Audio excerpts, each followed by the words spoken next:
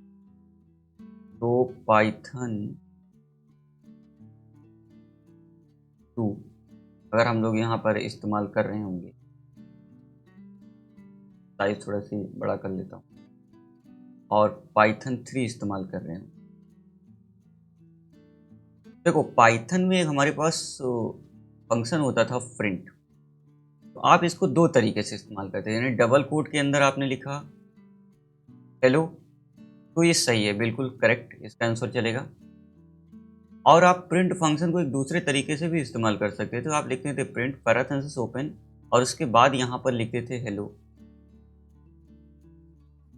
तो भी ये दोनों तरीके वैलिड थे। यानी पाइथन 2 के अंदर आप प्रिंट स्टेटमेंट लगा के आप हेलो लिख दीजिए, पैरेंथेसिस आप लगाएं चाहे ना लगाएं तब भी वैलिड था। लेकिन पाइथन 3 के अंदर इन्होंने कहा कि हमारे पास इसको काम करने का केवल एक ही तरीका है। यानी आपको क्या लिखना पड़ेगा, प्रिंट, और प्रिंट करने के बाद आपको यहाँ पर पैरेंथेसिस ओपन और यहाँ पर इसी तरह से ही इसको आपको लिखना पड़ेगा। कुल मिला के यहाँ पर केवल एक तरीका है, यहाँ पे हमारे पहला तरीका ये और दूसरा तरीका ये है। दो तरीके से आप पाइथन के अंदर प्रिंट का स्टेटमेंट लगा सकते हैं। अगर ये पाइथन 2 के अंदर आप इसको लिखते हो तो ये वैलिड है, और पाइथन 2 के अंदर अगर आप ऐसा भी लिखते हो पैरेंथेसिस के अंदर तब भी ये वैलिड है। लेकिन पाइथन 3 के अंदर केवल यही तरीका आपका काम में आएगा। अगर इस तरीके से आप लिख दो फर्स्ट तरीके से तो ये एरर बताएगा। तो चलिए इस बात को भी कर लेते हैं वेरीफाई। तो यहाँ पर हमारे पास स्टेटमेंट है। देखो तो मैं यहाँ पर पहले तरीके से आपको प्रिंट करके दिखाता हूँ। तो जैसे मैंने यहाँ पर पहले तरीकों को यहाँ पर प्रिंट किया हेलो, ठीक है, एंटर किया, देखो यहाँ पर क्या गया आपका हेलो आ गया, एज सिंपल। लेकिन अगर सेम चीज़ यहाँ पर पाइथन 2 वाला मैं लिखूँ तो यहाँ पर क्या करना है, डबल कोट के अंदर मैं डायरेक्टली हेलो लिखूँ और इसको एंटर हिट करता हूँ। देखो क्या बता रहा है, syntax error, missing parenthesis is equal to print, did you mean print.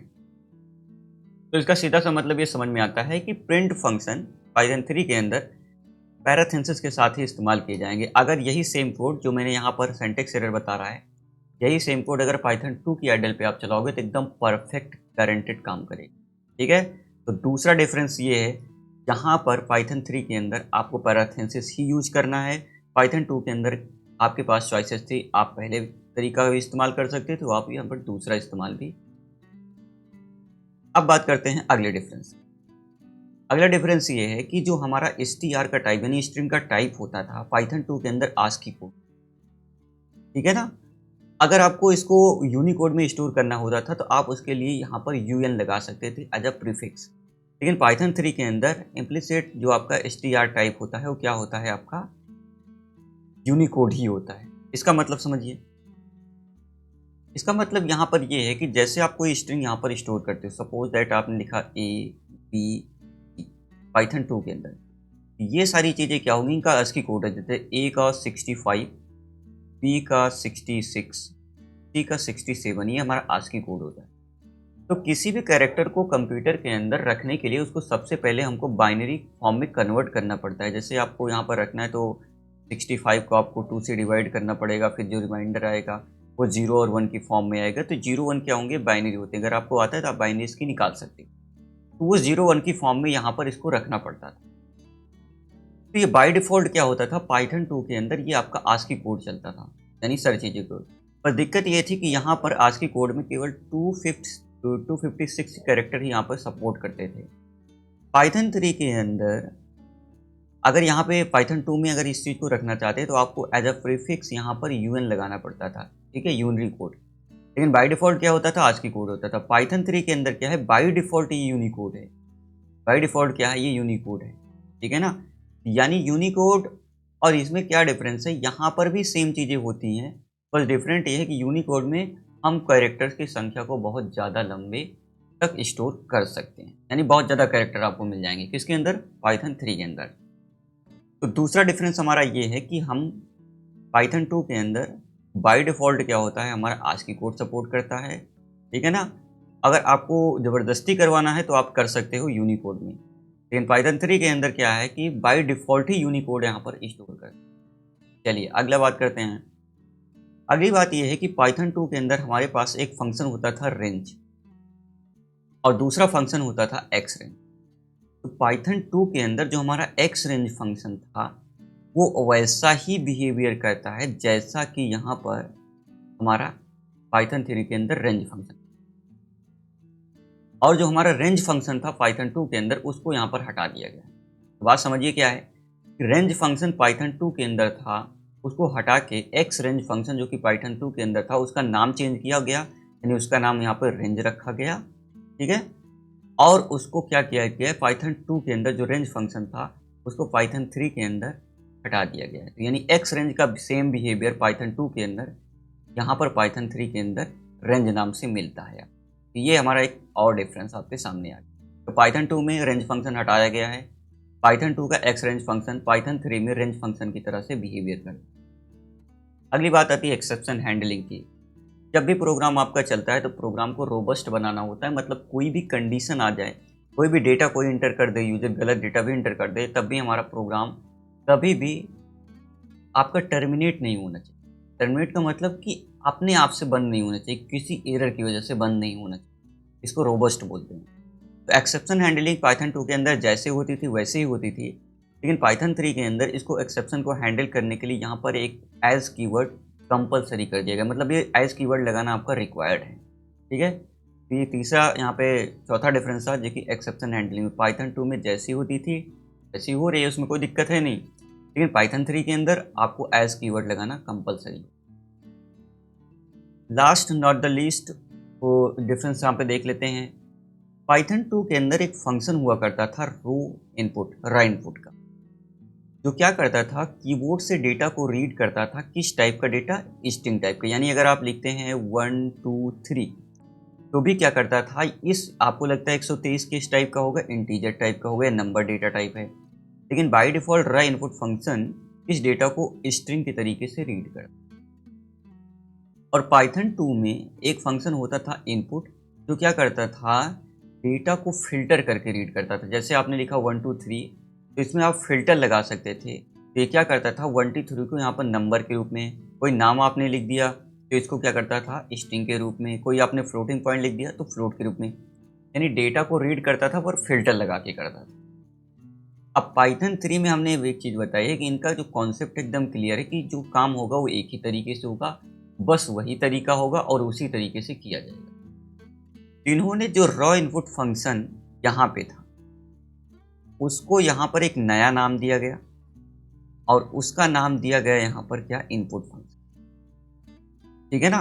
तो कुल मिला के रॉ इनपुट फंक्शन जो काम करता था पाइथन 2 में वही सेम काम पाइथन 3 के अंदर इनपुट फंक्शन करता है। कौन सा फंक्शन, इनपुट फंक्शन करता है।